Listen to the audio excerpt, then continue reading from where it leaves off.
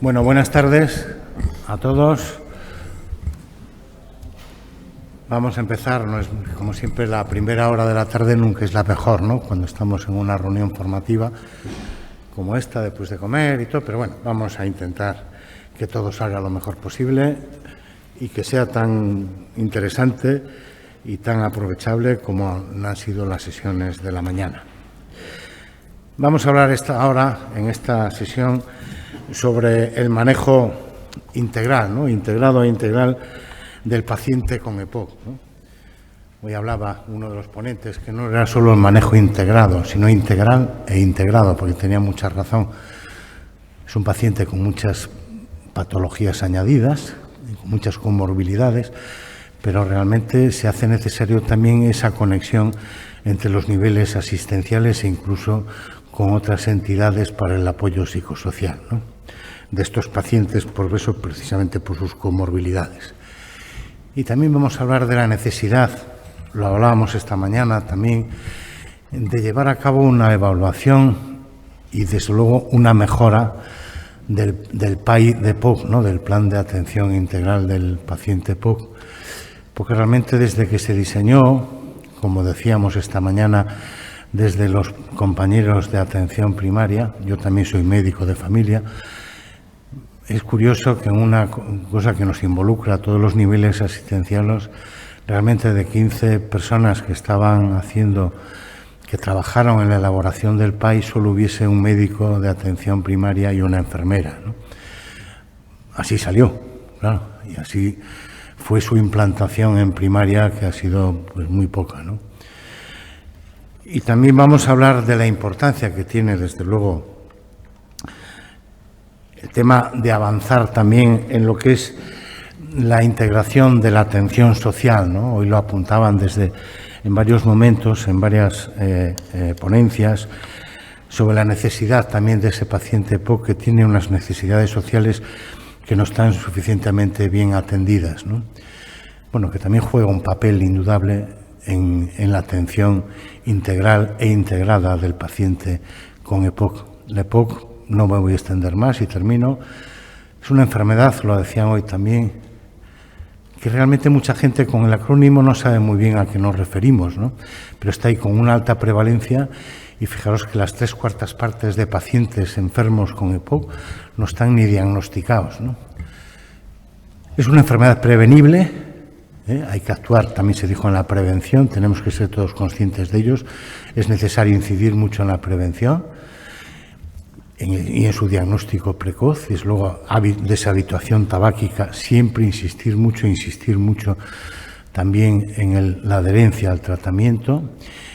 Es una enfermedad que se puede objetivar muy bien, y se puede llevar un control muy bien protocolizado, insistiendo siempre en esa serie de cuestiones que se hablaba, la importancia de esas reagudizaciones, tratarlas bien, también son prevenibles y tratables esas reagudizaciones, tener bien estabulado al paciente y saber muy bien cuáles son los objetivos a los que tenemos que llegar con ese paciente de forma individualizada y, desde luego, atender siempre. La EPOC es la enfermedad crónica que más comorbilidades tiene. Eso lo tenemos que tener muy en cuenta. Y precisamente para ello, pues vamos a empezar ahora con la sesión. La primera es del doctor Javier de la Fuente Aguado, internista, jefe de servicio de medicina interna del Hospital Povisa de Vigo, presidente de la Sociedad Gallega de Medicina Interna, profesor universitario, ha apoyado muchas tesis y ha hecho muchos estudios también relacionados con el tema y nos va a hablar precisamente del manejo integral de todas estas comorbilidades de la EPOC. Javier, cuando quieras. Muchas gracias por la presentación, muchas gracias, Estrella, por contar conmigo para esta interesantísima jornada que estamos debatiendo entre distintos médicos, enfermeras de distintos estamentos involucrados en el manejo de esta enfermedad.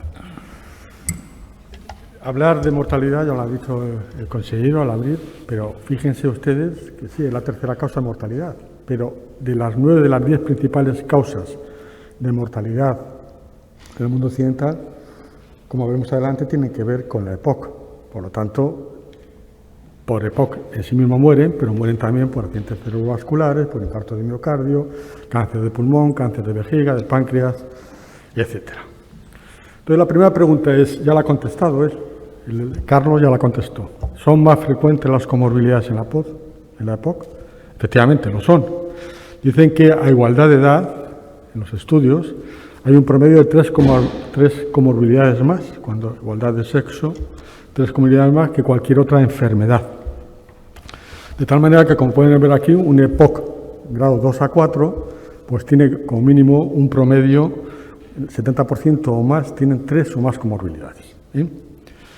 Y esto, como pueden ver, afecta a todos los órganos y sistemas. Es decir, no hay órgano ni sistema de la economía. El listado de las 30 enfermedades más frecuentes las tienen ahí representadas como comorbilidades por encima del 5%. Estamos hablando por encima del 5%, que afectan a lo que es enfermedad cardiovascular, neoplasias y todo lo que tiene que ver con el síndrome metabólico y con la afectación de hueso y de músculo. Lo vamos a ver más detenidamente y una forma muy didáctica de hacer la charla, que no quiere decir que sea real, porque no es real, es dividirlas por órganos y sistemas, ¿no? ¿Qué comorbilidades son más frecuentes asociadas, por ejemplo, en el pulmón? Claramente podemos hablar del asma, de la fibrosis pulmonar y del cáncer de pulmón, pero luego del árbol cardiovascular podemos hablar de cualquiera, el corazón, el cerebro, el riñón,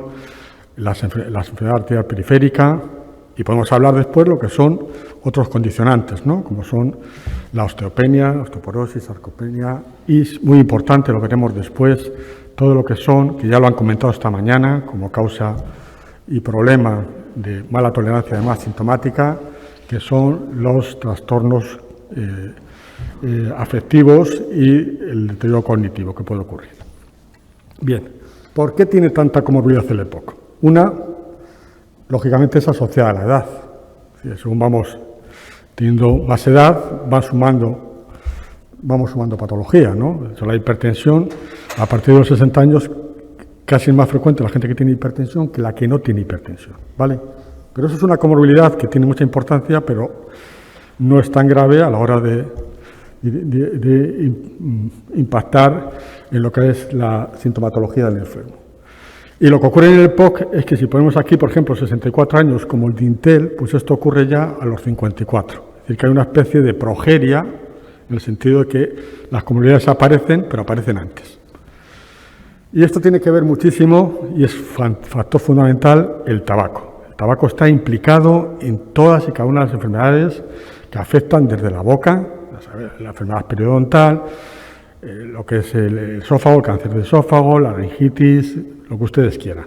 Desde ahí, cómo tiene que afectar el sistema cardiovascular y demás. Y lo hace a través de sustancias propias, que son los carcinogénicos, que van asociados, sustancias irritantes, sustancias que provocan un estado inflamatorio sistémico, que no necesariamente tiene que ver con la actividad de la EPOC, con la actividad clínica de la EPOC, y acelera el estrés oxidativo, acelera la aterosclerosis y es un factor protrombótico. Por lo tanto, tiene todos los brebajes necesarios para que conduzcan a enfermedad.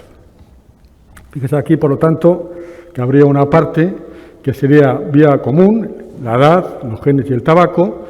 Luego había enfermedades o comorbilidades que pueden complicar, pero que tienen que ver con estas. Es decir, el fracaso cardíaco no aparece de forma espontánea. Aparece porque el paciente es hipertenso, tiene arteriosclerosis, ha hecho sobrecarga del ventrículo derecho, es un cor pulmonale y por lo tanto es una comorbilidad dependiente. Si el paciente además se mueve poco, hace obesidad, si le damos corticoides puede hacer incluso una diabetes franca, aparte de una osteoporosis y una sarcopenia. Y luego hay las cosas que coinciden, azarosas, como pueden ser el desarrollo de infecciones, la cirugía o la enfermedad osteoarticular. Por lo tanto, la comorbilidad va asociada a la edad y va asociada a los factores de riesgo y va asociada también, como no, al mal control de la enfermedad.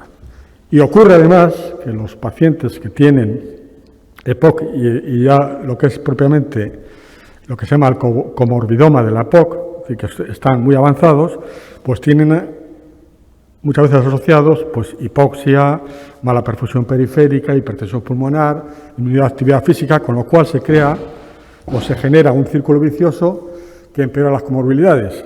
Da lo mismo la morbilidad por la que se encadena al principio el proceso, porque al final es el propio comorbidoma de la EPOC lo acelera. Y esto es muy importante, lo que ya han comentado antes la enfermera, que me ha encantado, el tema de la actividad física y de los modos de vida saludables.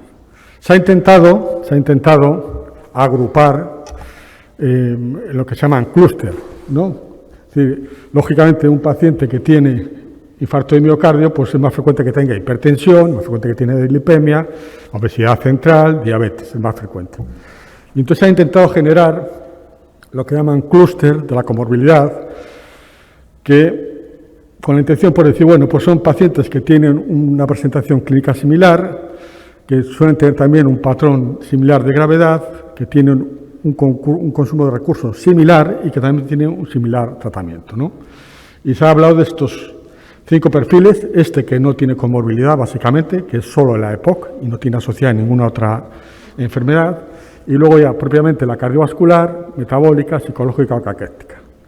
Pero el mismo que describe, que es Van Vletteren, que es el mismo que describe estos clústeres, si uno empieza a ver cómo estas comorbilidades están presentes en cada uno de los clústeres, pues realmente es mucho más la intención, mucho más el aspecto teórico que el aspecto real, porque no hay un cardiovascular puro, no hay un psiquiátrico puro, no hay un metabólico puro, sino que están todos interactuando. Lo que sí que está claro es que la comorbilidad afecta a la calidad de vida, afecta de forma llamativa. Fíjese, esto es una encuesta en el Hannes 3, es americana, es la que he encontrado disponible para esta charla, que es una calidad de vida relacionada con la salud, autorreportado, que esto tiene a los sesgos, porque normalmente estos cuestionarios se rellenan mucho más a aquella gente que se siente enferma. La gente sana suele pasar bastante de los cuestionarios. Pero con todas estas limitaciones, fíjense que aquí, como la probabilidad de tener un peor score de calidad de vida aumenta con las comorbilidades. Y ya el 50% que tienen 3 o más comorbilidades sienten que su calidad de vida es mala.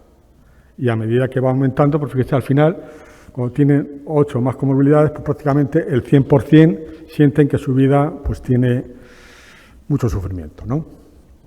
Y hay lógicamente algunos de los síntomas que son mucho más limitantes. Entonces, los pacientes que, por ejemplo, tienen insuficiencia cardíaca o una enfermedad pulmonar más avanzada que tiene más disnea, claro, vivir con disnea, no conozco yo a nadie que le pase una calidad de vida con disnea que diga que estoy razonablemente bien, ¿no? Pero también la depresión y también la limitación funcional, sobre todo aquellos que tienen patología articular asociada, que les limita muchísimo lo que son las actividades diarias. Y luego está otra parte, que es cómo afectan las comorbilidades a la mortalidad. Ya lo hemos visto antes, claramente, ¿no? Pero hay comorbilidades que voy a permitirme voy a quitar esto, si no, no sé si me oyen. Hay comorbilidades que tienen una mayor mortalidad que otras. Esto es lógico, es lógico. Y fíjense que esto lo habrán visto ya, que es este sistema solar, donde el centro es la estrella de la muerte, donde cada uno de los planetas, el tamaño tiene que ver con la prevalencia de la enfermedad, y luego la cercanía al centro con la capacidad que tiene la enfermedad o la asociación que tiene la enfermedad con la mortalidad. Pues ya ven aquí que hay algún grupo que se sale claramente, que son todos aquellos relacionados con los tumores, con el cáncer. No solo cáncer de pulmón, es cáncer de vejiga, es cáncer de páncreas, cáncer de estómago, cáncer de esófago, e incluso el cáncer de mama, También está la mortalidad cardiovascular, cardiopatía isquémica, fibrilación auricular, insuficiencia cardíaca. Y luego, fíjense una cosa que es especialmente llamativa y que además sale en todos los trabajos, que es depresión y ansiedad.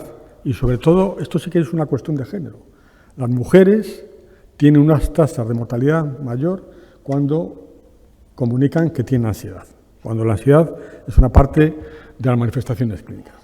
Por lo tanto, esto yo creo que es un dibujito que está muy bien llevado porque nos hace ver muy visualmente cómo se distribuye la mortalidad en relación con la comorbilidad. Y entramos en cómo evaluamos. Entonces aquí yo tengo que hacer un revival por medicina interna, ya lo han hecho antes por neumología, pues yo lo hago aquí por medicina interna y por atención primaria. Pues tenemos una visión más integral, más integradora, como decía Alberto, de una visión de campo mayor, y sabemos que la POC es muy importante, pero sabemos que a lo mejor el paciente lo que se está quejando o por lo que está viniendo continuamente a urgencias es por insuficiencia cardíaca.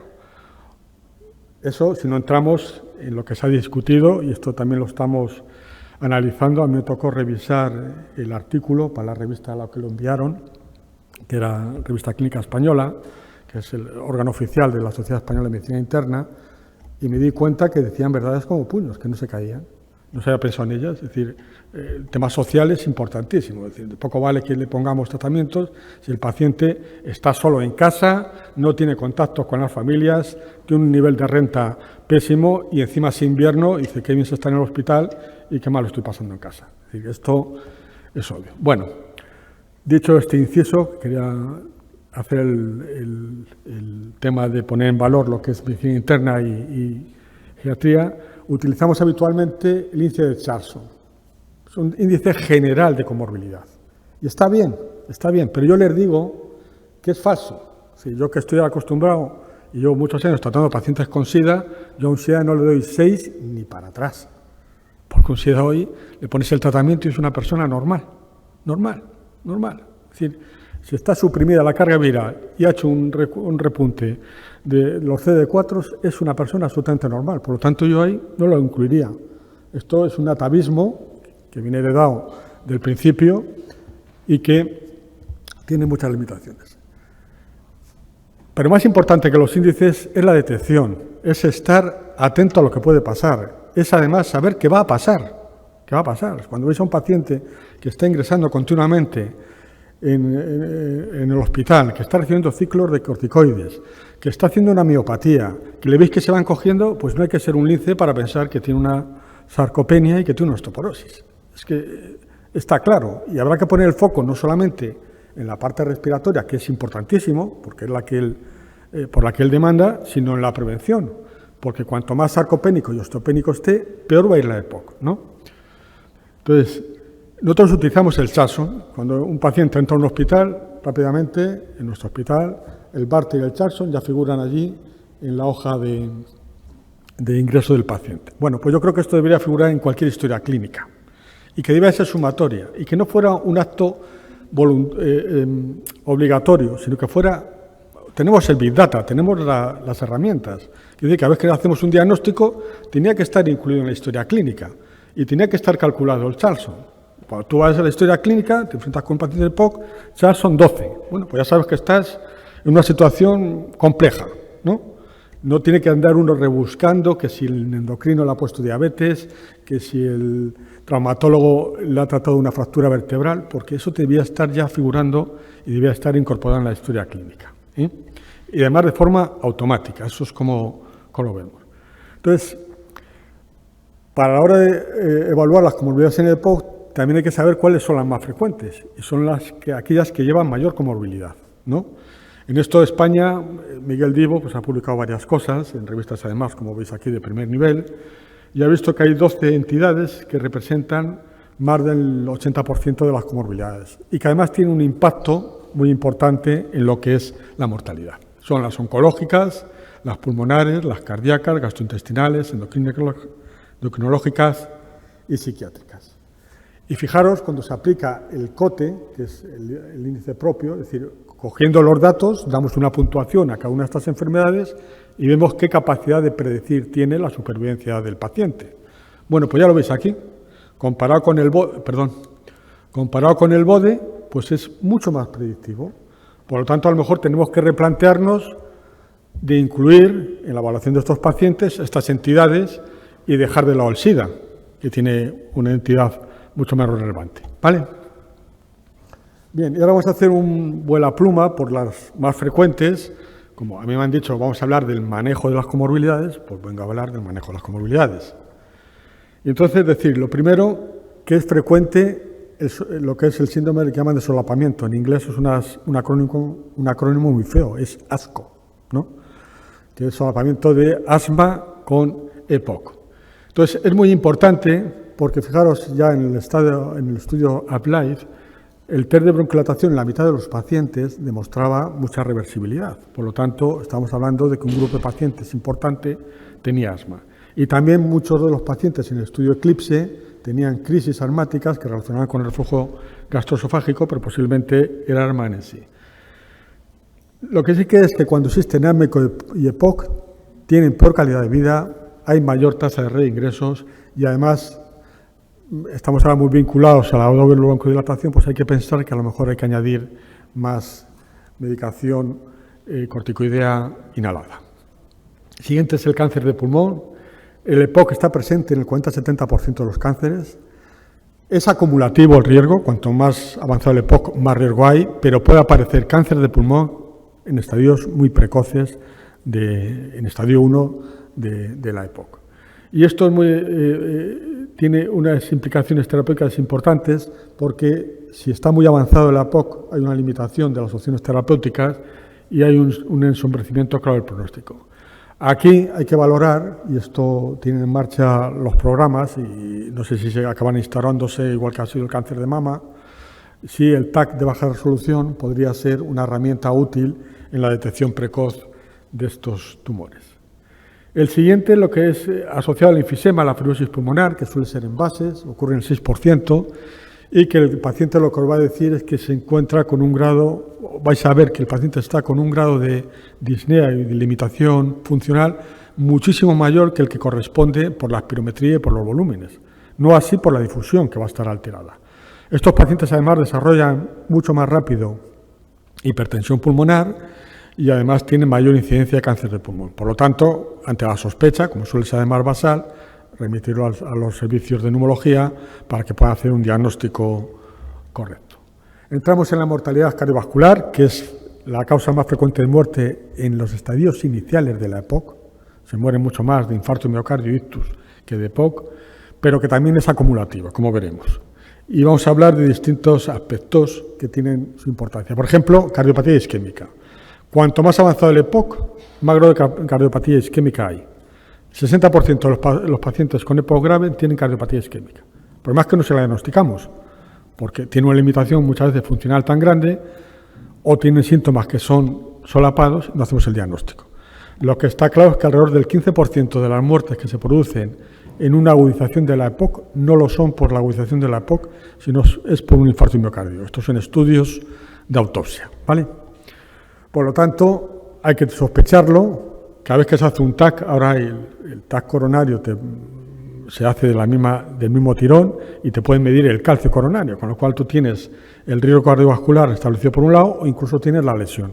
Y cuesta muy poco más que un TAC normal, lo único que es pensar que se debe hacer.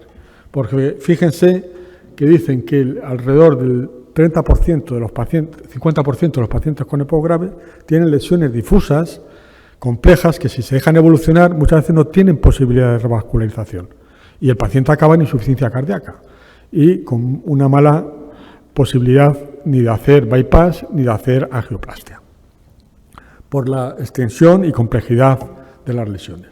Y luego, desde el punto de vista del manejo, los beta-2 agonistas, tanto la ordenación corta como la ordenación larga, se han asociado en estudios de bases de datos a un incremento de la mortalidad cardiovascular.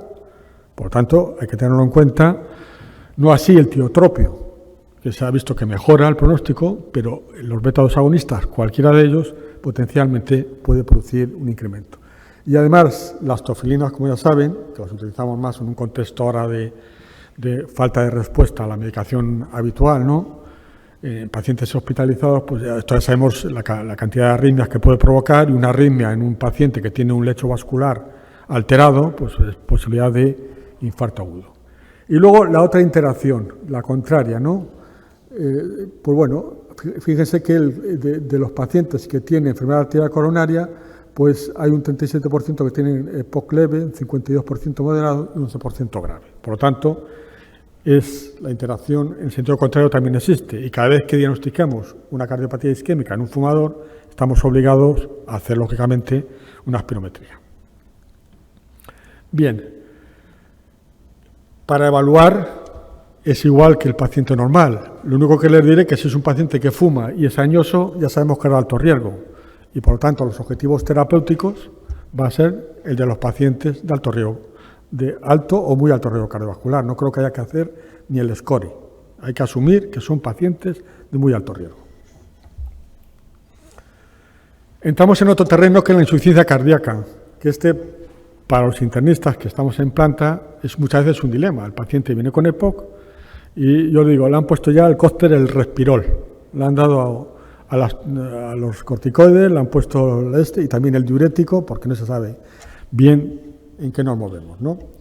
Hay técnicas útiles como es el ProBNP, que puede discriminar, aparte de otros estudios de imagen que pueden ayudarnos, ¿no? Lo que sí que quiero comentarles aquí es que frecuentemente está no diagnosticada, hasta un 20% de los EPOC tienen insuficiencia cardíaca y hasta un 23% de las insuficiencias cardíacas de reciente convención tienen EPOC. Entonces, lo que vengo aquí es decir, ojo en la evaluación, sobre todo de los pacientes añosos, que tengamos presente esta eventualidad. Y desde el punto de vista de tratamiento, se pueden dar beta-agonistas selectivos. No hay que privar a los pacientes con insuficiencia cardíaca de beta-2 selectivos, ¿eh? Ahí conviene hacer una titulación, ir incrementando dosis pequeñitas, bisoprolol, carvedilol, no hay ningún problema. Y los IECA sí que se han visto en estudios de bases de datos, que no son estudios de ensayos clínicos, por los IECA se ha visto que mejoran el pronóstico o enlentecen de alguna forma la progresión de la POC. Por lo tanto, recomendación, IECA siempre que se pueda y beta-2 selectivos siempre que se pueda. Y el tema de la fibrilación auricular, igual, 23% tiene fibrilación auricular, 18% de la fibrilación auricular tiene EPOC. Esto además, si lo hacemos en los servicios de urgencias, que el paciente viene hiposémico, pues seguramente a lo mejor nos quedamos cortos. Es incluso mayor de lo que pone ahí. Volvemos a lo mismo. No hay ningún problema para utilizar, para el control de la frecuencia, los beta-2 selectivos. Los beta-bloqueantes selectivos, isoprolol o carvedilol. O, opcionalmente, si tenemos dudas o hemos tenido algún problema o el paciente ha tenido algún problema previamente con ellos, pues se pueden utilizar los calcitonistas no dihidropyridínicos, el dialtacino y el verapamilo, los primeros, ¿no? La anticoagulación hay que seguir las mismas normas que para la población normal, asumiendo ya de entrada que un paciente que tiene fibrilación auricular y ese POC es muy probable que tenga dilatación y que esté con insuficiencia cardíaca. Y por lo tanto, yo creo que paciente con EPOC en fibrilación auricular no le daría yo muchas más vueltas para decidir un tratamiento anticoagulante. Si el paciente evoluciona mal, hay mal control de los síntomas, puede acabar desarrollando una enfermedad que tiene un pronóstico ya bastante peor, bastante ominoso, que es hipertensión pulmonar y secundariamente el fracaso del ventrículo derecho, que es el cor pulmonale. Esto ya en la inspección física nos podemos dar cuenta cuando un paciente viene con una presión yugular aumentada, que tiene un soplo que aumenta con la inspiración y que le notas el latido del ventrículo derecho cuando le pone la mano en el pecho. Pero bueno, una placa de toro ya no da la pista. Cómo está ahí el cono de la pulmonar, el eco vale y, por supuesto, la TAC. El diagnóstico FETEN se hace por estudio hemodinámico, pero yo creo que en un paciente que está con una hipoxemia mantenida aparece esto, claramente es una hipertensión pulmonar y tiene que valorarse las medidas, la oxigenoterapia continua y otras medidas asociadas, ¿no? Y luego la enfermedad tromboembólica, que aparece en cualquiera, es decir, incrementa, a medida que incrementa el grado de la POC, va incrementando el riesgo y tiene que ver, sobre todo si el paciente fuma, con la poca movilidad, con el estado protrombótico, que es el tabaco es un protrombótico, tiene que ver también con la obesidad central y cuando aparece no solamente incrementa lo que es la hospitalización, sino que le aumenta la mortalidad a un año, es decir, es un marcador de mal pronóstico el que desarrolle. Y debemos de sospecharla a veces cuando el paciente tiene sin nada aparente, es decir, una persona que estaba razonablemente bien controlada empieza a tener una taquicardia, tiene un síncope o tiene disnea sin una causa aparente. Entramos en otra de las circunstancias asociadas, lo comentaba antes la enfermera, el 28% de los pacientes hospitalizados tienen diabetes. 28%. Esto es una cifra constante. Por lo tanto, es una enfermedad hiperprevalente. En estas personas que tienen poca actividad física, que tienen obesidad central, que además consumen corticoides, pues el desarrollo de una diabetes tipo 2 está descontado, ¿no? Entonces, aquí sí que quería hacer un llamamiento desde el punto de vista terapéutico, ¿no? Es decir, si hemos visto antes insuficiencia cardíaca, hemos visto antes hipertensión, sabemos la obesidad. Bueno, yo creo que el fármaco de elección después de la metformina no hay que darle más vueltas, son los ISGLT2. Empagliflozina y dapagliflozina han demostrado todos estos efectos. Mejor control de diabetes, mejor control de la hipertensión arterial, pérdida ponderal, mejoría, no desarrollo de insuficiencia cardíaca o menos reingresos por insuficiencia cardíaca. Y ya el último, que ha salido hace poco, que es el tema de la nefroprotección, es decir, la pérdida de deterioro. Es decir, hay que buscar una excusa para no darlo. Y curiosamente, como bien sabéis, en España hay una inercia terapéutica tremenda con los de PP4, que no aportan en este tipo de pacientes absolutamente nada. Por lo tanto, es un llamamiento, yo creo que es una de las cosas que quería comentar y hacer el énfasis, porque tenemos mucha evidencia científica, mucha documentación sobre este tema. Está el tema de la osteoporosis, contamos antes, cuando el paciente no se mueve, recibe corticoides, está continuamente hipóxico. Bueno, pues solamente con medirlo o verle el aspecto ya sabemos que lo tiene. Habrá que adelantarse. Si un paciente fumador añoso ya tiene un FLAX, no hace falta hacer una DEXA para saber que tiene un riesgo alto de osteoporosis, tiene un FLAX ya elevado, bueno, pues habrá que anteceder. El andar pidiendo vitamina D, yo sinceramente creo que es mejor suplementarla. Esto es una opinión mía personal. Y los meses de invierno, como mínimo, darles la vitamina D con el calcio y luego valorar o no si asociar con todas las limitaciones que tienen los bifosfonatos o los inhibidores del RANK. Condiciona muchísimo el pronóstico. Una persona que tiene aplastamientos vertebrales tiene una deformidad de la caja torácica, con lo cual eso agrava muchísimo los síntomas y va a empeorar muchísimo más su calidad de vida. Y entramos en un terreno que es el que a mí más me llama la atención, porque nosotros solemos prestar mucho al aspecto físico, a los síntomas físicos, y a esto le prestamos menos intención, porque además eso conlleva una carga emocional muchas veces muy importante, porque al final tienes que meterte en terrenos que producen sufrimiento al que los cuenta, pero también sufrimiento al que los recibe, ¿no? Fijaros, dos tercios de los pacientes tienen síntomas de depresión o ansiedad franca que no hemos sido capaces de detectarlo. Por lo que sea, falta de tiempo, estamos más preocupados por otras circunstancias físicas, y esto condiciona muchísimo la calidad de vida de los pacientes, ya os lo dije antes. Es decir, un paciente que tiene una depresión, una disnea que en condiciones normales le daría una importancia relativa, se le puede hacer un mundo, ¿no? Como pasa con el dolor, el umbral del dolor. Estoy ya en tiempo. Estoy pasado de tiempo. Pues ya voy terminando. Entonces, no hay que escatimar los inhibidores de la recaptación de la serotonina, que son muy benéficos, pero también incluso los antidepresivos tricíclicos. Y desde luego lo que comentaba antes, los temas de rehabilitación, que son fundamentales. Voy rápido, también el deterioro cognitivo va íntimamente asociado, además se pone de manifiesto muchas veces durante las exacerbaciones, y eso tiene implicaciones muy importantes, porque si el paciente no tiene un buen rendimiento intelectual o ha perdido facultades, pues la adherencia al tratamiento, la compresión y el uso de los positivos va a ser inadecuado, completamente inadecuado. Y por último, la caquesia, ¿no? Un cuadro consuntivo. Esto se ve mucho en los enfisemas, sobre todo cuando reciben corticoides, y tiene mucha importancia porque lo que tenemos que evitar es la fragilidad, que la fragilidad es la pérdida progresiva de la actividad que hace al individuo dependiente, y esto es lo que tenemos que evitar de todas las maneras. Los costes económicos son fundamentales.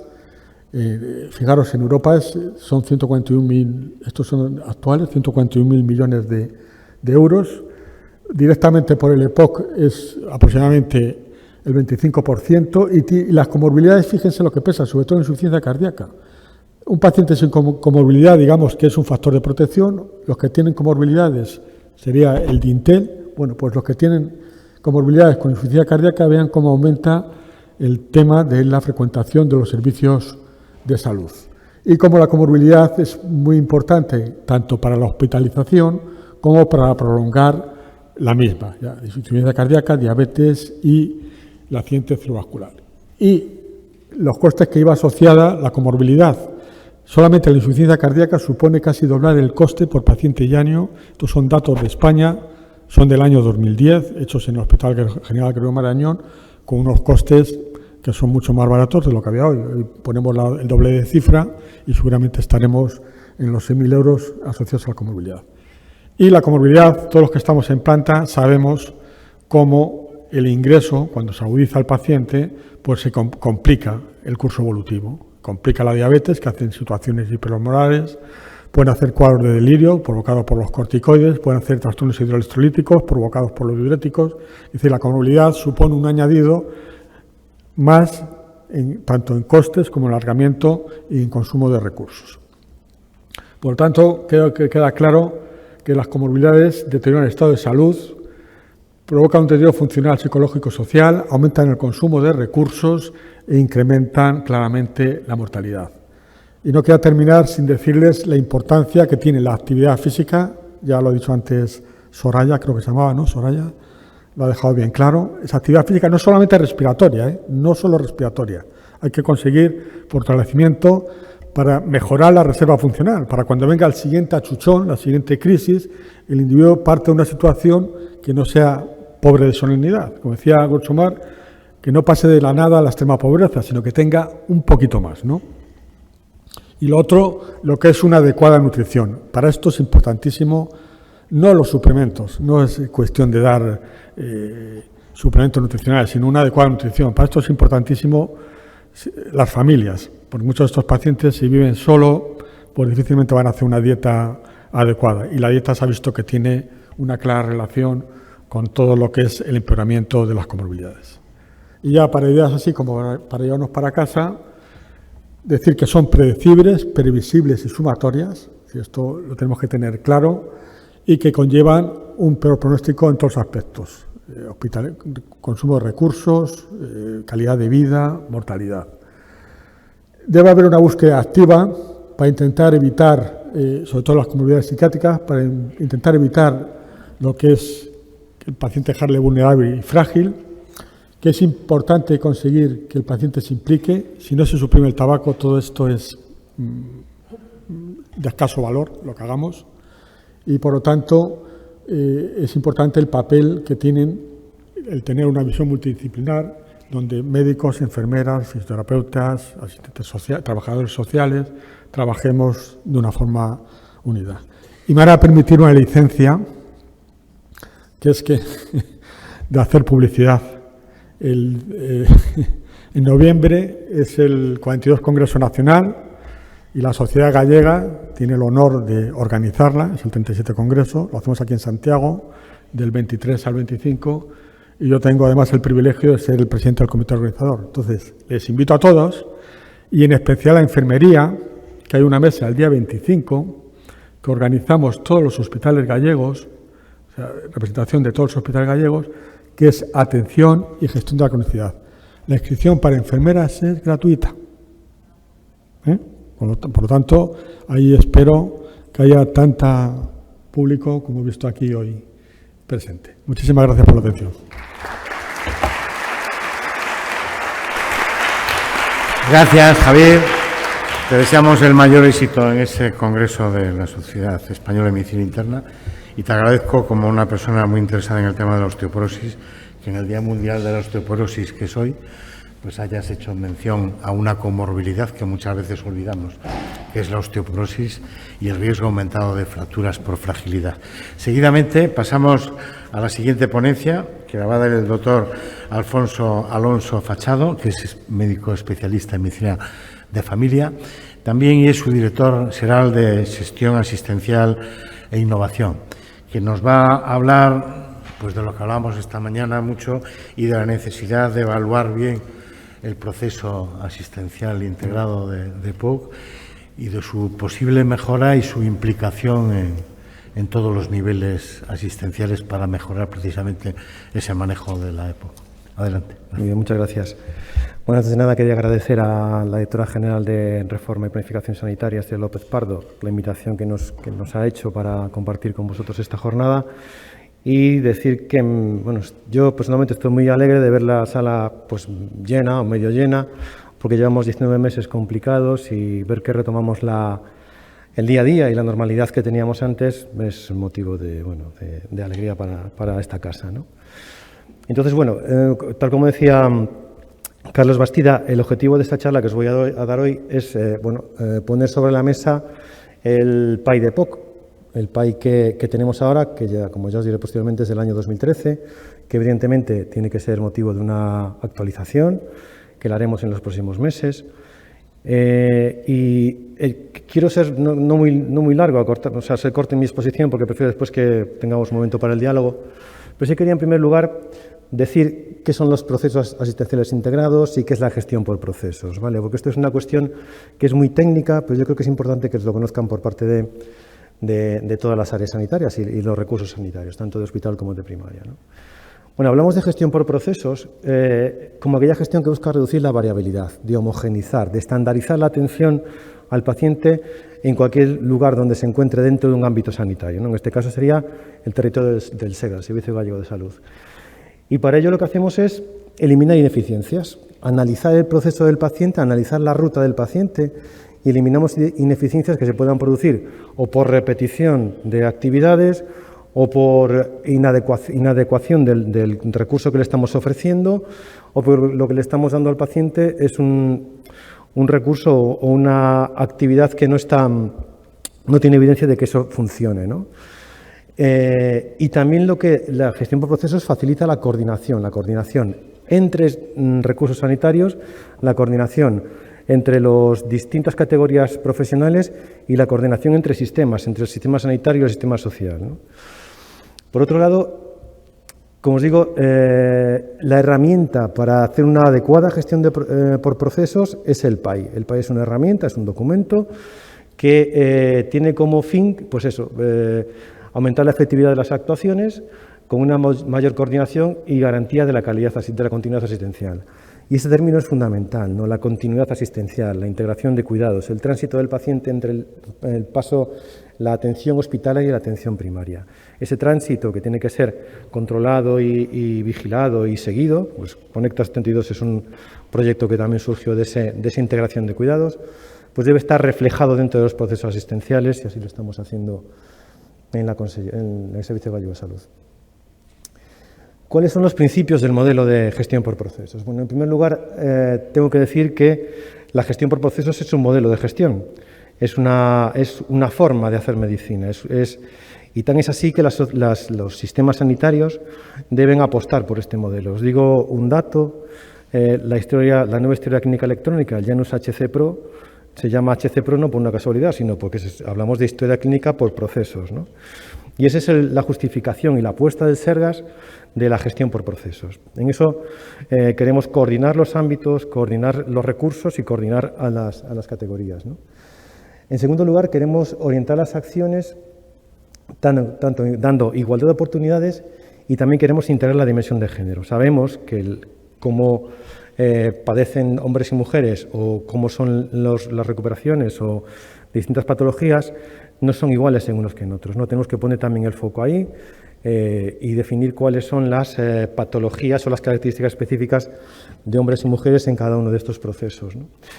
Y también lo que queremos hacer también es extender un mismo modelo único que garantice la equidad también en la atención sanitaria, ¿no? Que un paciente en una zona rural de Lugo tenga la misma atención que un paciente en un centro urbano de Coruña, ¿vale? Hablamos de persona, la persona tanto como centro del modelo, alrededor del cual tenemos que circular todos los recursos que tenemos, y como la personalización de la asistencia. Y cuando hablamos de personalización, hablamos de humanización, hablamos de acercarnos al paciente, hablamos de la área sociosanitaria, hablamos de todos estos conceptos que también deben estar recogidos en los procesos, ¿no? Y la gestión por procesos. Y también el objetivo no puede ser el alta del paciente, sino no una recuperación.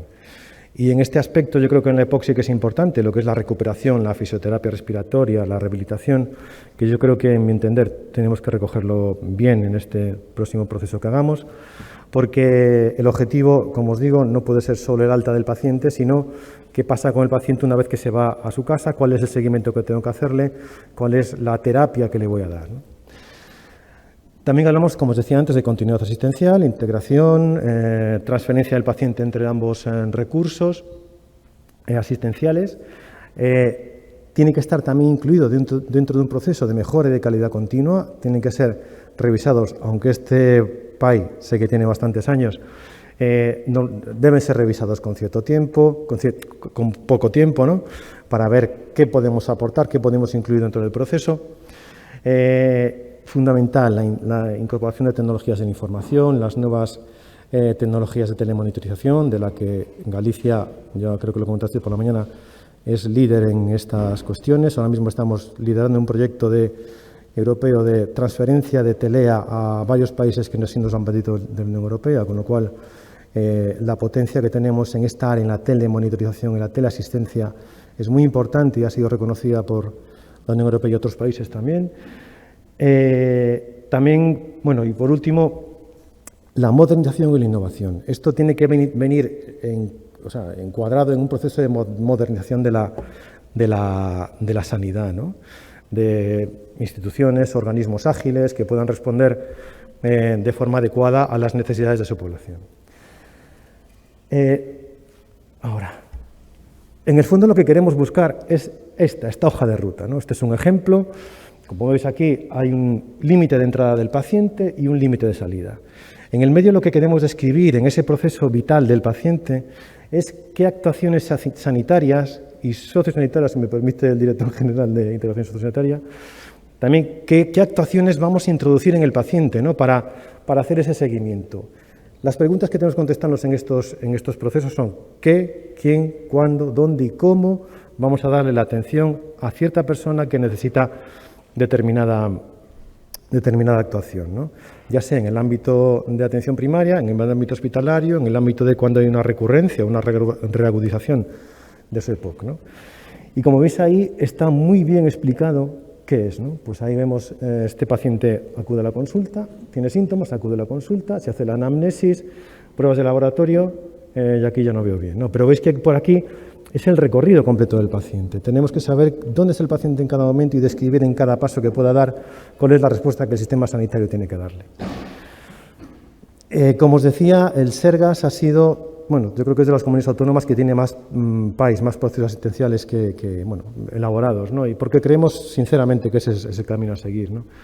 Aquí tenéis 6, de los últimos es la esclerosis lateral ametrófica, que yo creo que ha sido un buen ejemplo de proceso asistencial en colaboración con política social, pero tenéis ahí que tenemos de atención temperada, de diabetes mellitus, de esclerosis múltiple y otros más que también tenemos, ¿no? A continuación quiero daros unas pinceladas, ¿vale?, sobre el proceso de EPOC. No me parece coherente a estas horas de la tarde explicaros todo el proceso porque sería un poco pesado y huiréis de aquí al segundo 1. Pero sí que sepáis un poco cómo es la estructura, porque probablemente será parecida a la que hagamos posteriormente, ¿no? Os pongo ese teléfono móvil porque está en formato digital. Si queréis cogerlo, ponéis PAIs de EPOC SERGAS y podéis descargaroslo en el ordenador o en el teléfono móvil. Bueno, como os contaba, es del año 2013, ya casi pasaron 10 años, ha habido muchas innovaciones y realmente es el momento de actualizarlo, ¿no? El PAI de EPOC tiene aquí determinadas un índice. El índice lo vemos aquí que está formado por, no veo nada, perdonad que lo tengo aquí.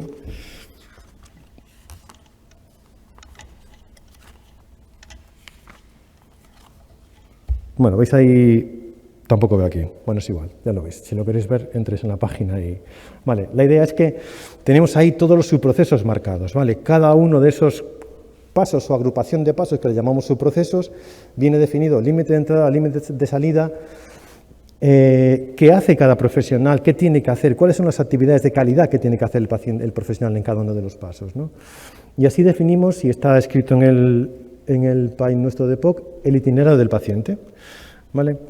Aquí vemos, pues eso, cuál es el itinerario. Un paciente que tiene síntomas, está diagnosticado, si está bien, pues nada, sigue a seguimiento, y si no está bien, pues va por esta vía. Vale, vamos definiendo, y después definimos en cada uno de estos cuadrados todas las actuaciones. El modelo final es este, ¿vale?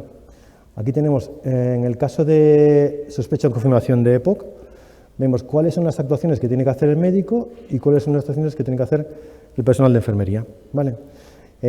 Pues el médico, la parte de medicina, tendrá que definir o solicitar una espirometría y, bueno, evaluar clínicamente al paciente, decidir si tiene que enviar al hospital o no, y la parte de enfermería pues tendrá que, viene definido todo en cada paso por paso, pues tendrá que hacer el test de Fagenstrom, el de Richmond, pues la evaluación de la tensión arterial, bueno, lo que en su caso se considere, ¿no? Que considere el grupo de expertos. Vale, y esto es lo que podéis ver dentro del proceso asistencial. Evidentemente, como os digo, hay que actualizarlo y lo actualizaremos en los próximos meses probablemente. Quería también comentaros algo sobre los indicadores. Son fundamentales a la hora de evaluar un proceso asistencial. Aquí los indicadores del PAI de POC que tenemos ahora mismo son muy numerosos. Me he centrado en 3. Me he centrado en los reingresos, me he centrado en la mortalidad y defunciones y me he centrado en las espirometrías, ¿vale? A modo de ejemplo. Estos son datos, esto está equivocado, estos son datos nuestros del SIAC, ¿vale? Son datos de la Consejería de Sanidad. En el reingreso por EPOC, en menos de un año, en personas de más de 34 años de edad, ¿vale? Como veis, no sé si lo conocíais, pero es sorprendente cómo ha bajado los reingresos en un año, en una época como la del COVID, ¿no? Supongo que, bueno, aquí habrá gente que tenga más experiencia que yo en analizar esto. Entiendo que también el uso de mascarillas también ha protegido a los pacientes con EPOC de estos reingresos, ¿no? Pero ha bajado a la mitad. Hemos pasado de 1.600 a 750. Yo creo que esto es agosto del 2021, ¿no? Si no me equivoco. Y esta es la comparativa de los 3 años, del 19, del 20 y del 21. El 19 estamos por aquí, 1.500. El 20 ha sido por aquí, veis cómo hay una bajada y aquí se ha estabilizado en este número. Esto es un síntoma también, bueno, de que la gente está más protegida, entiendo, pero también de que lo estamos haciendo bien, ¿no? Si no lo estuviéramos haciendo bien, tratando a los pacientes con EPOC, los datos no serían los que son. En la cuestión de las defunciones por causa de muerte, veis cómo Galicia está en una tasa, en una tasa pues de las más elevadas, ¿no? del territorio. Está en 17,83, como veis está bastante alto, ¿vale? Superado por Asturias. Y este es un dato que saqué también del INE, que está agrupado por enfermedades crónicas de las vías respiratorias inferiores. Aquí incluye EPOC y fibrosis y todo el resto de las patologías respiratorias, ¿no? Pero veis que está primero la demencia en causa de mortalidad, después las cardiovasculares, después las isquémicas del corazón, aquí las crónicas de las vías respiratorias, y llama la atención mucho que están de últimas las causas del COVID, con lo cual yo no sé muy bien esto cómo lo habrán calculado, pero estas son las causas del COVID, ¿vale? De enero a mayo del 20, ¿vale? Vamos ahora con los espirómetros. El Servicio de Salud ha hecho una apuesta importante en el plan de atención primaria del 19 al 21 en la compra de material, ¿no? Y en este caso hemos puesto el foco también en los espirómetros. Estos son los espirómetros, la distribución de los espirómetros en la última compra del año 2020. Nos han incorporado 234 equipos nuevos en toda Galicia, en todo el Sergas. De esta forma hay al menos un espirómetro en cada uno de los centros de salud de Galicia, ¿vale? Es bueno que sea así, porque además tenemos herramientas y los médicos de primaria queremos ser pues, resolutivos y dar respuesta a los problemas, ¿no? Y esto es una herramienta más que nos permite pues, avanzar en esta línea. Estas son las espirometrías realizadas en atención primaria en el año 2021, el año hasta hace final de mes pasado, ¿no? Como veis, ha bajado. Aquí en Santiago Barbanza son los que más espirometrías tienen. Yo entiendo por qué, porque para mandar a los pacientes al hospital, pues esto es lo que la espirometría es necesaria, ¿no? Pero yo creo que, exceptuando esto de Santiago Barbanza, la muestra es esta la que hay, ¿no? Por debajo de 500 podemos poner. Y estos son la evolución de las espirometrías realizadas en los 3 últimos años. Como podéis ver, evidentemente, por causa del COVID, ha bajado la realización a valores muy bajos, ¿no? Únicamente Santiago, como os dije antes, ha incrementado un poco, se ha recuperado a menos del 50% de lo previo. Yo quiero entender, y así creo que va a ser, que en cuanto vayamos pasando de fase de la pandemia y vayamos cogiendo la actividad normal y pues ya empecemos a hacer una actividad como más normalizada, lo que teníamos antes del 19, podamos recuperar valores previos, ¿no? Y nuevos retos. Cuando nos planteamos elaborar un proceso asistencial en los próximos meses, nos planteamos qué podemos mejorar, ¿no? Y yo creo que la propuesta para el nuevo PAI de POC tiene que basarse en estos criterios, ¿no? Debemos formar un grupo interdisciplinar que incluya atención primaria, atención hospitalaria y la red sociosanitaria con las diferentes categorías profesionales, ¿vale? Aquí todos sumamos, cada persona tiene su trabajo, su valor, sus competencias y tenemos que reflejar dentro del proceso asistencial que están imbricados todos los perfiles que atienden al paciente en este proceso, ¿no? En segundo lugar, debemos actualizar las nuevas evidencias, ¿no?, de guías de práctica clínica que están ya publicadas. Hay bastante bibliografía y esto, junto con el consenso de los expertos que formarán el grupo, yo creo que podemos tener buenos resultados. En tercer lugar, incorporar la visión de los pacientes en el grupo de trabajo. En los últimos años hemos incorporado en todos los procesos, no solo en la parte inicial, como una reunión con ellos, sino dentro del grupo de trabajos con profesionales, a 1 o 2 personas de la asociación de pacientes, ¿vale? Nos ha dado muy buen resultado. Es decir, que les explicamos cuál es el objetivo y yo creo que nos van señalando también ellos cuáles son sus necesidades, ¿no? Y es bueno para el resto del grupo saber cuáles son las dificultades que el paciente tiene dentro del proceso y esa información que ellos nos dan dentro del grupo de trabajo, dentro de la mesa de trabajo, es fundamental para que nosotros vayamos avanzando en la buena dirección, ¿no? También tenemos que definir los indicadores. En los servicios de salud a veces hay cuando se desarrolla un proceso de estos, siempre hay el ansia de poner muchos indicadores. Y los indicadores muchas veces podemos ahogarnos con indicadores. Y poner 20 indicadores, 30 indicadores que son difíciles de consultar, que no aportan información. Entonces debemos definir bien con la gente que trabaja con los indicadores cuáles son los indicadores que pueden ser extraídos automáticamente y que nos aporten información, no más de 10, porque si no sería inmanejable, ¿no? En quinto lugar, un aspecto que me parece fundamental y yo creo que es muy importante para la implementación de los PAI es que nombremos un responsable de PAI en cada área sanitaria, porque hace falta hacer el traspaso de ese proceso a cada área, ¿no? Y yo creo que establecer y definir en cada PAI un responsable es fundamental. Y por último, incluir la telemedicina y la telemonitorización. Creo que no estoy convencido que este es el futuro. En su lugar, evidentemente, no va a ser para todos, café para todos, pero sí que hay un grupo de pacientes que lo van a necesitar y pueden aprovecharse muy bien de ello y nosotros también tener otra forma de atender, ¿no? Ya hay documentación suficiente como la que os he dicho, probablemente haya muchos más, pero bueno, iremos poco a poco viendo dónde basarnos y nada más, solo nos falta empezar el camino y empezar a trabajar en esta línea. Muchísimas gracias a todos.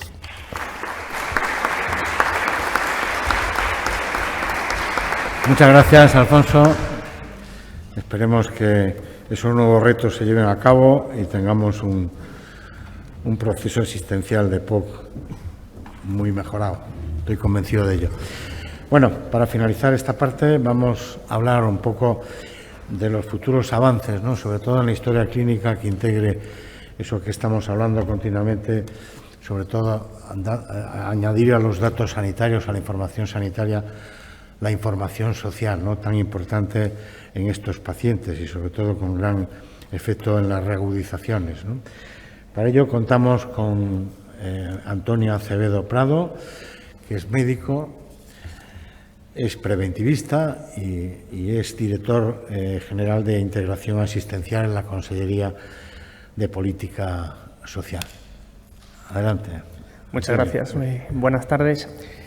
Bueno, inicialmente gracias a Estrella por habernos invitado. La verdad es que el hecho de que nosotros estemos aquí, pues presentando pues lo que es la parte más social, ¿no?, de lo que es la fragilidad, la dependencia, pues yo creo que ya es un avance. Yo creo que hace unos años sería impensable que alguien de la Consellería de Política Social pues estuviese aquí pues en una jornada sobre POC, ¿no?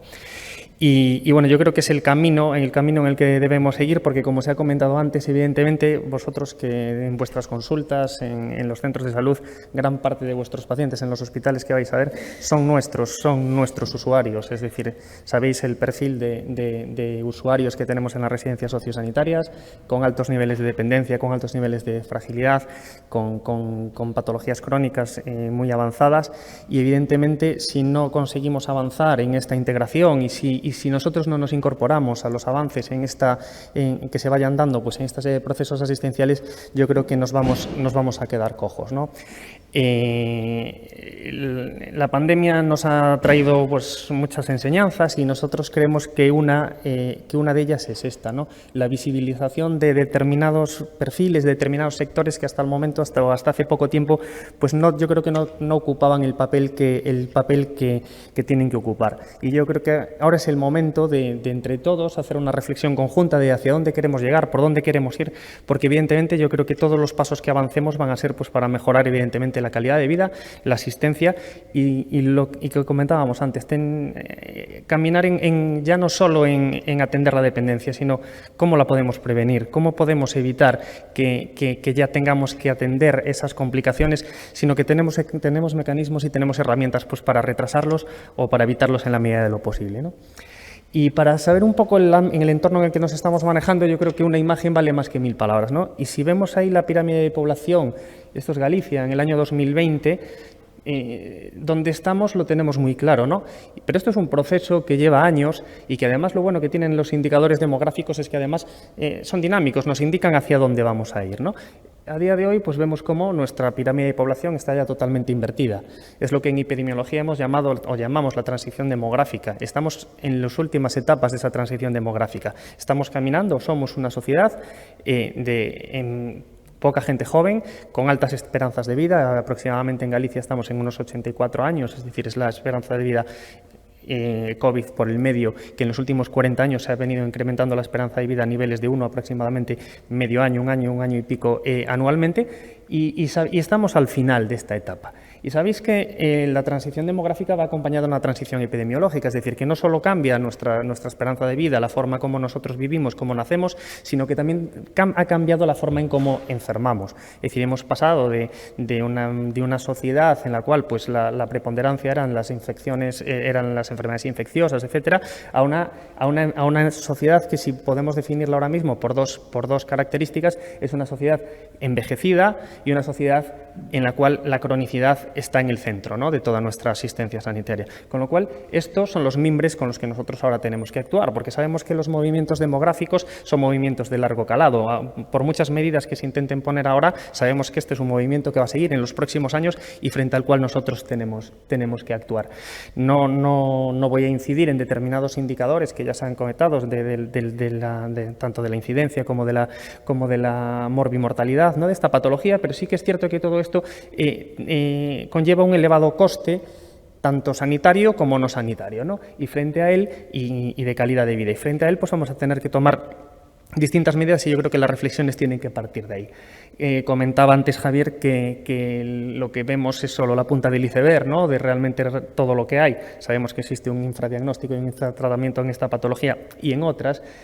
Y si lo actualizamos un poco a lo que sería el entorno en el que nosotros nos movemos, pues vemos cómo el impacto asistencial de una patología como la EPOC pues es muy alto, ¿no? Se calcula que aproximadamente hasta el 10% de las consultas de atención primaria pueden ser derivadas de pacientes con EPOC, hasta un 30-40% de las consultas en servicios de neumología y más de un 1% de las urgencias.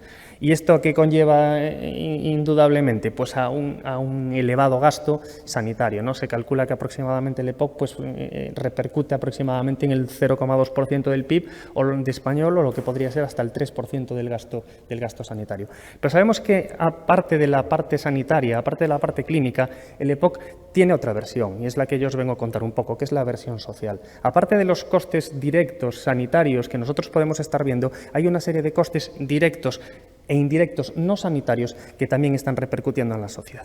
Y como vemos aquí, dentro de los costes directos no sanitarios hay muchos que impactan directamente en lo que podemos conocer como el sistema de atención a la dependencia. Sabemos que nuestros pacientes, aparte de tener una una enfermedad, tienen un nivel de dependencia derivado de esa enfermedad. Y eso no solo impacta en el sistema sanitario, sino que también va a impactar en sus familias, en el sistema de asistencia sanitaria, y que les tenemos que dar una respuesta. Y en los últimos años, en España y en Galicia, pues han venido desarrollando distintos sistemas de atención a la dependencia, que se conocen así desde que se promulgó la ley de la dependencia, que lo que han ido es intentando dar respuesta a esta parte no sanitaria, que es la parte más social. Y hemos pues venido en Galicia a día de hoy, hay como 63.300 aproximadamente, 63.500 personas que están incluidas dentro de lo que es el sistema de atención a la dependencia, distribuida pues en distintos dispositivos que son los que se van generando en función de las necesidades que se crean. Si vemos un mapa de recursos, fundamentalmente de los residenciales, que es lo que yo vengo un poco más a hablar hoy aquí, vemos cómo pues, nuestra geografía se ha ido llenando de distintos recursos pues, para tratar de hacer frente a la dependencia que generan estos procesos de cronicidad y de envejecimiento en los que está sufriendo nuestra población y en los cuales la EPOC es uno de ellos y, como hemos visto, de los más prevalentes. A día de hoy en Galicia existen entre centros de mayores y centros de personas con discapacidad pues en torno a los 500 centros que dan asistencia pues, a más de 25.000 personas. Y si bien estos dos sistemas, tanto el sistema sanitario como el sistema social, han venido desarrollándose, han venido incrementando la inversión, han venido actualizando, ¿no?, lo que es la innovación en la atención, en la asistencia a estas personas, creemos que yo creo que nos mentiríamos a nosotros mismos si no nos diésemos cuenta que estos sistemas que hemos generado adolecen de una serie de problemas y adolecen de una serie de debilidades, ¿no? Y yo creo que es básico darnos cuenta de cuáles son o de dónde partimos, de las debilidades de las cuales estamos, para partir de ahí poder ir cimentando pues, los pasos futuros que vayamos dando, ¿no? Y yo creo que la fundamental en este aspecto es que hasta ahora siempre se ha venido hablando de la integración, de la coordinación sociosanitaria, pero yo creo que de una forma más teórica que real.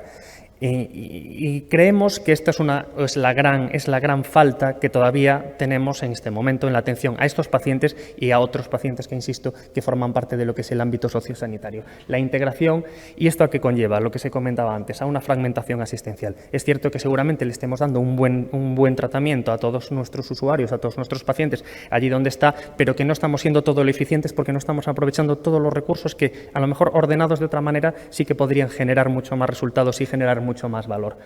Y fundamentalmente, ¿por qué nosotros creemos que esta fragmentación, esta falta de integración podría ser debida también? Pues porque hasta ahora, así como el sistema sanitario ha desarrollado los sistemas de comunicación y de información de una forma muy amplia en los últimos años, el sistema sociosanitario es cierto que hasta hace poco no ha venido o no ha incorporado en su ADN, en su filosofía de trabajo, pues que era necesario también incorporar los grandes avances que los sistemas de la comunicación y su interconexión con los sistemas sanitarios que nos podían dar a la hora de mejorar la atención a nuestros usuarios. Evidentemente, creemos que los sistemas de coordinación que existen a día de hoy entre sistema sanitario y social no son suficientes, existen, pero creemos que hay que avanzar más y, como decía Alfonso, es uno de los retos que tenemos todavía pendientes, incorporar los sistemas de coordinación e incluir a la parte social en estos procesos. Y después, pues tratar de ordenar nosotros, y eso es una parte que nos toca más a nosotros, el entorno en el que nos movemos, porque los que estáis un poco familiarizados con el entorno pues, más sociosanitario sabéis que es un entorno muy amplio, muy variado, en los cuales pues, os podéis encontrar viviendas comunitarias, hogares residenciales, mini residencias, cada uno con perfiles de residentes distintos, cada uno con perfiles de profesionales distintos, y creemos que también hay que darle una cierta ordenación y una cierta lógica a todo el sistema para que sea más fácil la comunicación, porque evidentemente si no nos conocemos no vamos a actuar bien. Y por último, y esto yo creo que es sí que es la piedra filosofal, ¿no?, de a dónde tenemos que ir, y es que hasta ahora yo creo que hemos venido trabajando en sistemas centrados muy en la dependencia y muy en la enfermedad. Y yo creo que tenemos que tratar de cambiar ese paradigma, y yo creo que estamos en un buen momento.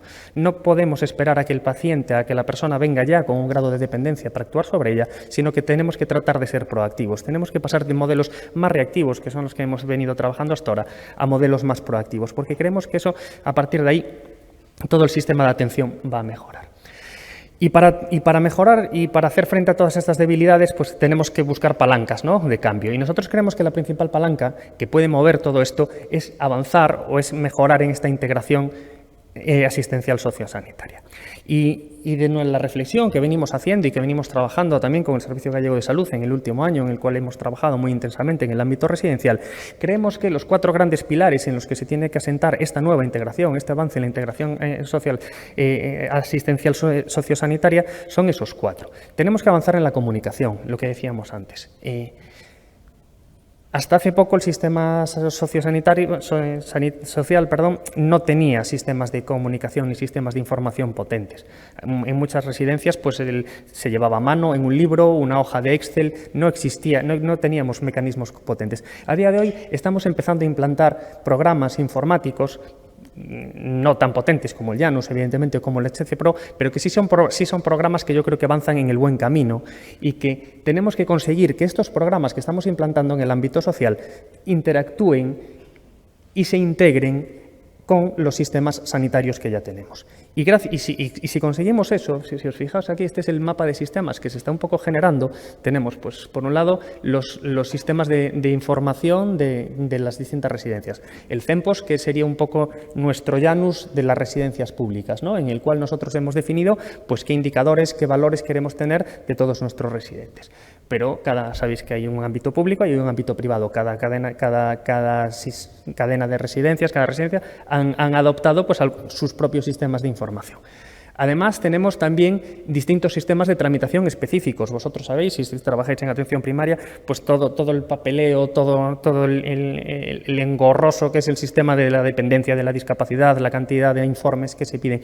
Todo esto también lo podemos hacer mucho más sencillo y los sistemas de información nos pueden ayudar mucho a eso. Y todo esto, unirlo e integrarlo de forma que sean más fáciles, de forma que sean más interoperables con todos los sistemas que ya existen dentro del ámbito sanitario. Y si conseguimos que todo esto se genere en un solo ecosistema en el cual, independientemente de donde tú escribas, toda esa información pueda ser trasladada de una forma sencilla y rápida, vamos a conseguir generar cuadros de mandos y vamos a conseguir mejorar la asistencia a nuestros usuarios.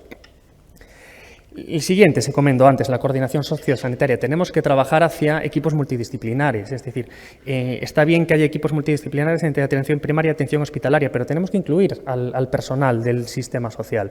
En las residencias existe personal que, si les damos la formación, que si los integramos en la asistencia de los usuarios, lo van a hacer y además lo van a hacer bien. Lo que tenemos es que formarlos y lo que tenemos es que integrarlos y que se sientan parte de esta formación en equipos. Y esta es otra de las palancas en las cuales tenemos que integrar al personal. No tenemos que vivir con a veces esos recelos que tenemos entre unos y otros. Tenemos que integrarnos. Por otro lado, y si conseguimos comunicarnos y si conseguimos estar coordinados, vamos a conseguir lo que decían antes, una continuidad asistencial, que al final es básico. Es decir, al residente, al paciente, hay que tenerlo en un único proceso asistencial. No puede ser que en función del sitio donde esté se le atienda de una forma distinta. Y para eso creemos que tienen que existir figuras de enlace, como ya existen pues las enfermeras gestoras de casos. Pues creemos que en el ámbito sociosanitario también pueden existir estas figuras de enlace. Existe gente suficientemente preparada que, si las formamos, pueden ayudar mucho al manejo de estos pacientes crónicos que tenemos en las residencias y que van a evitar muchas veces que no reciban la atención donde ellos quieren. Vosotros seguramente habéis tenido contacto con personas que viven en las residencias. Sabéis que lo más dramático para una persona gran dependiente o para una persona con un deterioro cognitivo de una residencia es que la saquen de su entorno. Porque en el momento en el que la llevamos a un hospital, en el momento en el que la sacamos de lo que es su mundo, pues tiene problemas muy graves de desorientación, etcétera, de desarraigo, pues creemos que si conseguimos avanzar en todos estos procesos, vamos a poder atender a aquellas personas allí donde mejor los podemos tratar y generando los menos problemas posibles. Y para eso yo creo que también tenemos que medir experiencias y resultados que nos reporten los propios usuarios. Tenemos que tener en cuenta, como decía Alfonso, la propia opinión de los usuarios del ámbito sociosanitario. Y para hacer todo esto, nosotros estamos convencidos que el primer paso es que alineemos los valores, es decir, que tenemos que empezar a todos navegar en la misma dirección. Sabemos, y yo lo sé, yo vengo del mundo sanitario, ahora estoy en el mundo social y lo he vivido en carnes propias. Sabemos que muchas veces tenemos recelos, tenemos desconfianzas, pues no, ahí no lo van a hacer bien, seguro que tal, es que tenemos que romper esas barreras, tenemos que conocernos mejor, tenemos que alinear esos valores y nosotros creemos que eso es posible. Y si alineamos esos valores vamos a conseguir realmente obtener resultados, porque lo vamos a hacer y esto está demostrado, y además vamos a generar valor. Porque sabéis que evidentemente últimamente en sanidad, en el ámbito social, nos hemos acostumbrado a medir muchos resultados, pero de todo eso que medimos, ¿qué realmente aporta valor? ¿Qué realmente nos aporta valor como profesionales y qué realmente aporta valor a los usuarios? Pues si conseguimos alinear estos valores y creemos que, lo que decía antes, la integración asistencial con el apoyo de la innovación son las grandes palancas que pueden mover este cambio, vamos a poder conseguir pues, realmente valor y resultados, tanto para el sistema social como para el sistema sanitario. Porque es lo que os comentaba al principio y lo que comentó Javier, no nos podemos resignar a que la gente evolucione en su grado de dependencia. No nos podemos resignar. Yo creo que nuestra misión y nuestra visión como sanitarios y como miembros, ¿no?, del ecosistema en el que trabajamos es cambiar el paradigma. Tenemos que tratar de buscar, y esto no es una quimera, porque hay muchas experiencias que están demostrando que dan resultados, tratar de buscar y adaptar los servicios a lo que tenemos encima, a lo que veíamos al principio, a una sociedad envejecida. Pues esa sociedad envejecida tenemos que tratar de que envejezca de una forma distinta. Tenemos que buscar eso que se conoce hoy en día como el envejecimiento activo y saludable. Ahí tenemos que trabajar, porque entonces sí podremos cambiar ese paradigma del paciente, del que recibimos, un paradigma reactivo, a algo más proactivo. Y después de esta parte como más filosófica, ¿cómo estamos nosotros trabajando? Pues nosotros llevamos trabajando desde hace aproximadamente un año en un nuevo modelo residencial para Galicia. Y estamos trabajando, pues constituimos un comité asesor dentro de la Consejería de Política Social, en el cual está representado pues, tanto el Sergas como la Consejería de Sanidad y todo el sector, personal sanitario del Sergas. Y hemos definido que el nuevo modelo tiene que asentarse en esos 4 grandes pilares.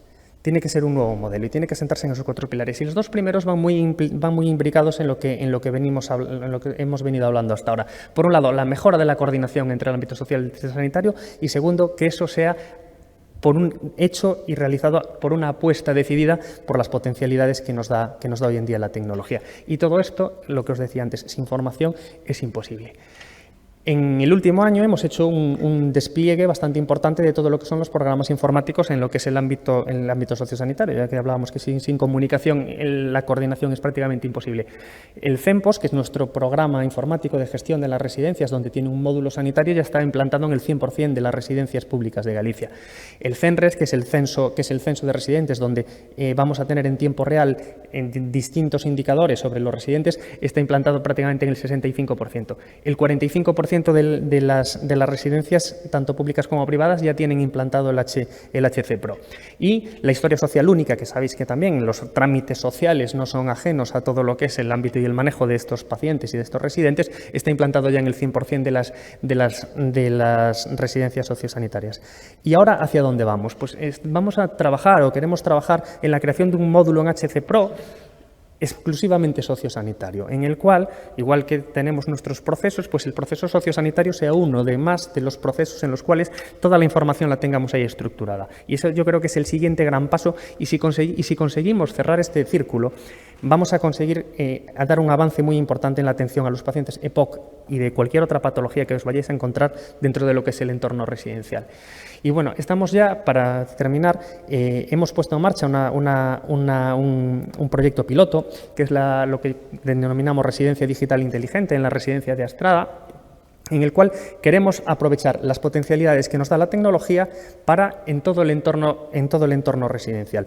Tanto desde el punto de vista de los cuidados, en el cual pues, vamos a implantar soluciones de movilidad en las cuales pues, a través de carritos conectados, de pases de enfermería conectados con Bluetooth, se va a poder a pie de cama tomar las constantes de una forma con una trazabilidad total y eso directamente por Wi-Fi va a conectar tanto con el CEMPOS como la idea es que después se cuelguen a Janus para en tiempo real tener las constantes o los parámetros que nosotros queramos medir día a día de nuestros residentes, con lo cual evidentemente con eso vamos a ganar tiempo, evitar trámites administrativos, evitar errores, etcétera, tanto como en el ámbito del entretenimiento y el acompañamiento, porque muchas veces se piensa que cuando una persona entra en una residencia es porque ya no hay nada más que hacer con ella, es decir, se queda ahí para que se le dé una serie de cuidados, pero sí que creemos que una persona cuando entra en una residencia todavía tiene mucho que hacer, todavía tiene mucho que cómo envejecer de una forma activa y saludable. No nos podemos resignar a que los sentemos y que solo se sienten allí a ver la televisión. Y evidentemente tenemos distintas estrategias para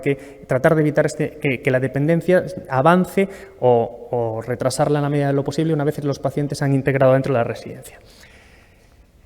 Y con esto también, ¿qué queremos hacer? Porque hablamos de que tenemos que medir resultados, ¿no?, de los procesos, pero yo creo que hoy en día también tenemos que cambiar un poco el paradigma. No podemos esperar 3 años a ver qué resultados hemos tenido, porque a lo mejor seguramente los resultados, pues si no son correctos, pues a lo mejor en esos 3 años pues podíamos haber hecho otras cosas. Nosotros creemos que los resultados también se pueden medir en el día a día. Y creemos que las residencias sociosanitarias son un campo muy bueno donde podemos hacer un living lab en vida real para ir monitorizando estos procesos en vida real y para ir pudiendo hacer transformaciones o cambios de estos procesos en el momento en el que nosotros detectamos que esos procesos no son eficientes o no están siendo eficientes o son mejorables. Y nosotros queremos, pues en lo que es la mejora continua, queremos implantar y vamos a estar trabajando en ello, en generar, a tratar de generar un living lab en vida real gracias a la digitalización de las residencias para poder ir aquellos indicadores que nosotros consideramos que son los indicadores claves, irlos monitorizando periódicamente y poder ir haciendo los cambios sobre la marcha, sobre aquellos procesos que vemos que en un determinado momento pueden no funcionar o no son mejorables. Y nada, muchas gracias por la atención y nada, yo os animo, vosotros que sois casi todos del sector sanitario, a que nos ayudéis en este proceso de transformación, porque yo creo que la transformación va a ser lo mejor que vamos a poder conseguir para nuestros usuarios, para el sistema social, pero también para el sistema sanitario. Muchas gracias.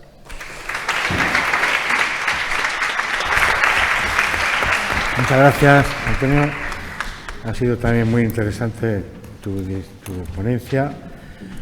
Yo solamente, no sé si pensáis en hacer alguna pregunta, tenemos 3-4 minutos y me permitís, no voy a hacer ninguna pregunta, simplemente una reflexión, ¿no? Cuando hablamos de procesos asistenciales, cuando hablamos de modelos de integración en la historia clínica, recordad simplemente los equipos que estéis trabajando en ello, que lo que es en atención primaria, la burocracia es tremenda. Yo recuerdo una vez en Gondomar, hace años, en Bayona nos presentaban las diferentes comunidades autónomas diferentes trabajos que estaban haciendo, era con la SEPAR también, y sobre procesos asistenciales en la EPOC. Y uno de ellos, recuerdo que yo creo que era La Rioja, y el cálculo que hice que cumplimentar aquel proceso le llevaba al médico 1 hora y cuarto, 1 hora y media. Era totalmente inviable. O sea que cuando se trabaje viendo y sobre todo en el campo, viendo lo que realmente da valor al acto, ¿no? Porque si no, de poco vale recoger mucha información y que después esa información pues, realmente no sea válida para la actuación del médico o de la enfermera de familia. Simplemente eso. Si queréis hacer alguna pregunta, por favor.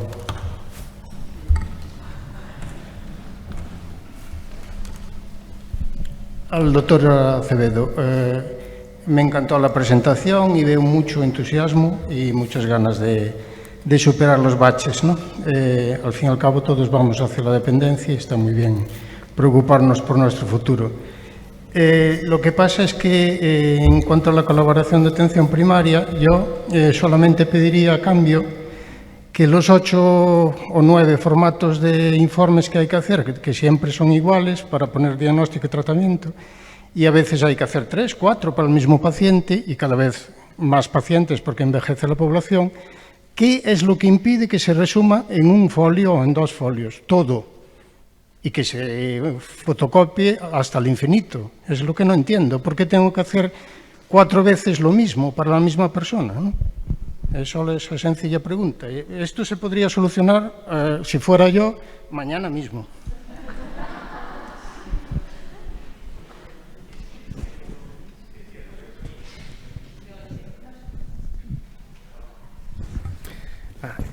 Es totalmente cierto y es lo que comentaba yo, que evidentemente la burocracia que tenemos hasta ahora no tiene ningún sentido y estamos trabajando en ello. Por ejemplo, cuando llegué, la dependencia depende también de mi dirección, lo que es la subdirección de la dependencia.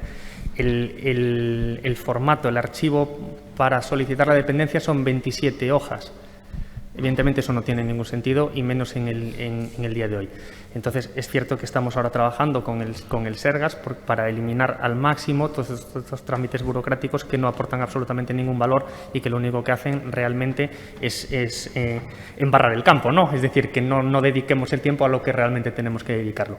Y a ver, lo tenemos identificado y espero que acertemos. Y muchas gracias por el apoyo.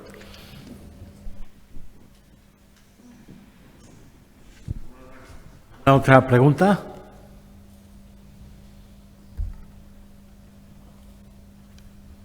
Bueno, pues muchas gracias a todos, de verdad, doctor ponentes y a vosotros por el interés mostrado.